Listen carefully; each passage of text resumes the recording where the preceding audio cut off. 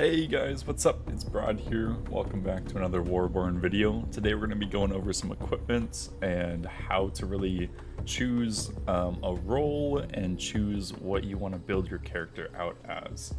So right now we can see I'm a low level here, so we don't have too much unlocked. Coming to the equipment tree, you're going to see a huge variety of different weapons, different armor, and they all are going to interact with each other in certain ways. So right now we have, this is your agility armor. So this is going to be more for your damage dealers, like assassin-like characters. You have your intelligence armor here. That's going to be for your casters. And then you have your strength armor over here, and that's more for your tanky boys. So if we look down here at the bottom, I'm going towards a caster kind of side. So I really like fire. So we're going to be going towards the fire tree. As you can see, there's little numbers on each of these as well. That means it's locked out until you reach that character level. As the season progresses, you're going to be locked out from certain level caps. So I believe day one, it's probably going to be something like level 20. So the furthest you're going to be able to get is these purple weapons on day one. But going forward, you're going to slowly level up and unlock more pieces. That's going to increase your build variety and increase the power of your character. So with that being said, the hardest part is I'm a low level. I only have one of these data fragments. How on earth can I get more data fragments faster? So the fastest way to get some data fragments is actually to come to this survival trials arena. This is down in the underground bazaar, which you can access from your drift mark. When you're in here, you have all these different stages, and as you can see, the victory reward is going to give you those data fragments that you need to level up and increase your power and unlock new armor pieces and new weapons and try out different builds. So I'm going to go ahead and clear a couple of these, and then after I've done that, I will meet you guys back and show you guys a couple different builds. Alright guys, so now that we have cleared a couple of those trials, I was able to get some of those data fragments and unlock a few more pieces of gear. So if we go over to our equipment training, we'll see that we spent a couple, but we're up to 21. So I was able to unlock the blue cannon, as well as the 3 blue pieces of int gear. As you can see, as the tree progresses, you have to have at least one of the previous section to get the new section. So you don't have to have all 4 of these to get to the legendaries, you just need to have one. But the difference between blue gear and purple gear is when you hit those level 20, 22, etc., you have to get these blueprint pieces. So blueprints are going to be really, really important. So not only is it used to unlock your gear, but it's also used to power up your gear. So if you look here, I don't have it unlocked yet because I'm not a high enough level, but equipment mastery at level 20 is going to increase your power with that specific piece of gear. It also unlocks a new tree of mastery where this +0, you can get that all the way to +12, and that's going to give you some additional stats on top of the base stats. So that's when you really start, like, you have a build you love, you're going to master it up. Now, you may be wondering, where do I get these blueprints? There's a couple different ways that you can do it. So first being, all the way down here, we have a special vendor called the Exotic Shop. This guy resets every week, and you can buy, using your Eclipsium, different caches. We have the blueprint caches. These are going to be a selection, so it's one of your choice. If it ever shows like all 3 colors together, which I'll show you later, it's a random choice. So you can get these. You can get 5 per week from this guy. Excuse me. Those 5 are going to be really, really important early game. If you're on day 1, you can get all the way to one of these weapons, because you can get your 5 int blueprints, and then you can get your data fragments from doing those trials. So realistically, on day 1, you can have a purple weapon and full blue gear. That's going to be about the highest you can go on day 1. So really make sure that you're getting these blueprints. They're going to be hot items on the market.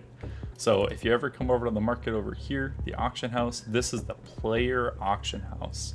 So the way this works is any legendary gear, as well as any blueprints or consumables, can be sold on the auction house. You cannot sell blue gear, you cannot sell purple gear, but in this guy, which I can't show you because it unlocks level 20, the auction house is going to be used to make a different currency, which if we expand up here, this is Solar Byte. So Solar Byte is going to be the premium currency of the game. Cool thing though, you can get it for free. You don't have to pay a dime to get your Solar Byte. So Solar Byte can be used to turn into Eclipsium. So if you want to go and buy something, you don't have enough Eclipsium, you'll get a new option that says, do you want to turn Solar Byte into Eclipsium? So Solar Byte you can get through getting those sellable blueprints, getting legendary gear early, and then you go on that auction house and you can sell it and you can get the Solar Byte without having to spend any money on the game. So I know that the concerns of pay to win may be there, but honestly I feel like there's enough options inside the game that as a free-to-play player you're not going to be completely locked out of that content. If you're really good at playing the auction house, you can honestly make a ton of Solar Byte off of just clearing scrap posts and taking that special loot that you get from there and selling them. Legendary weapons and legendary armor have an additional thing that you have to get called blueprints. So these blueprints here are going to be big ticket money items. So you need 5 of them to first level it up, and then you need more as you start to plus up your gear. So these are going to be like, I saw them going for thousands of Solar Byte when it came to the beta test. People were selling these guys like they were just the most insane ticket items, and some of them are going to be worth more than others. There's going to be a meta. That meta is forever shifting in this game, which is awesome. And so some of these items are going to be just some bigger ticket items. I know one of the big ones were these guys here, Evasion Striders. It's a dash that removes crowd control effects. These guys were going for like 5,000 a pop for blueprints, which is this game a lot of Solar Byte. So I can't stress enough how much money you can make if you get those drops. So that is kind of how the gear looks. After you get your gear, you're going to be able to equip it over here. Each tier is level locked. So right now, highest tier I can wear is 4. I believe tier 5 is at level 15 and tier 6 is at level 20. And then it just increases from there. If I'm not mistaken, I do believe there's about 10 tiers in the game.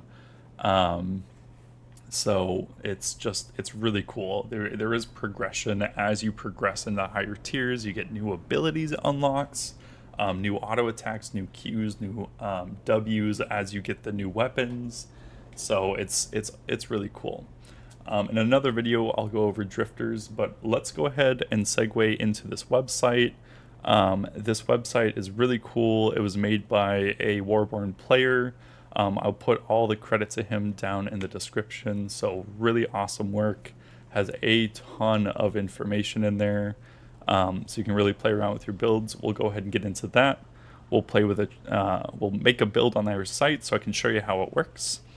And then you can use that for your pre-planning Warborne needs. So anyways, let's jump over there and take a look at that guy. Alright guys, so this is that website that I was just telling you about. This is really awesome. It has so much information in here. So I'm going to leave that link down below like I mentioned. I'm going to just do a quick build and just one kind of build that I would use maybe come launch. And then I'll let you guys kind of full dive and have some fun with that in your own time. So first off, Hive Queen. Really like Hive Queen. Scales with ints. Has a really good burrow, crowd control removal, as well as just an immune to damage phase when she's underground. So really good survivability, really good distance creator so that you can keep that distance between you and anyone that's trying to run you down as a mage. Next thing we're going to do, you guys know me, cannons are going to be for me. So here, because legendaries don't happen so late in the game, I'm just going to go ahead and choose one of these other ones. So the way it works to choose your weapon is all these first two lines are going to be universal, and this bottom line is going to match up 1-for-1 with the weapons. So I'm going to go ahead and take Inferno Core. That's going to be this core flare ability right here. Really, really cool. Awesome for bursting, awesome for trying to kill a clump quickly. So I'm going to take that. For my auto attack ability, I really like this second A ability, so Scorching Shard. It's the one that I was using in that demonstration on the dummy. And then here you have a bunch of different options. All of these are good. All of these are viable in different situations. What I'm going to do is I'm going to take Molten Orb. I like that it's just kind of, you cast it, it does some passive damage as long as you hit the skill shot, and then you just have to hammer down with your other abilities. So that's what I would do for my weapon. For my helmets, I'm going to go ahead and come in and take Earthvein Hood. So this is going to give that little poison zone. It's going to shred their magic resist to help me do some more damage. So that's awesome. I'm going to stick with full int armor so that I get this damage and heal bonus at the highest percentage, because int gear does have that at the highest percentage for most pieces. For intelligence, we're going to take Exorcist Robe. It is so good in so many situations, whether you're ganking, you're fighting in a Zerg, or anything like that. It's a great ability. So we're going to take Exorcist Robe. That's going to help us with dispels, damage, and removing those shields. And then for boots, I love Blink Step, and you'll see why when we get into the mods. Blink Step is a 12-meter dash in a direction. It's going to heal you and give you some MP. So the reason why I like these boots so much is when we go over to these mods, and this is when you really get down to the nitty and gritty of what you want your build to do. Divine Blessing. If you roll this mod, you are lucky. This mod means that whenever you use your boot ability, you're going to become immune to control effects, and it's going to heal you a percentage of your max HP. So if it rolls at the 4.5%, that's 4.5% of your max HP.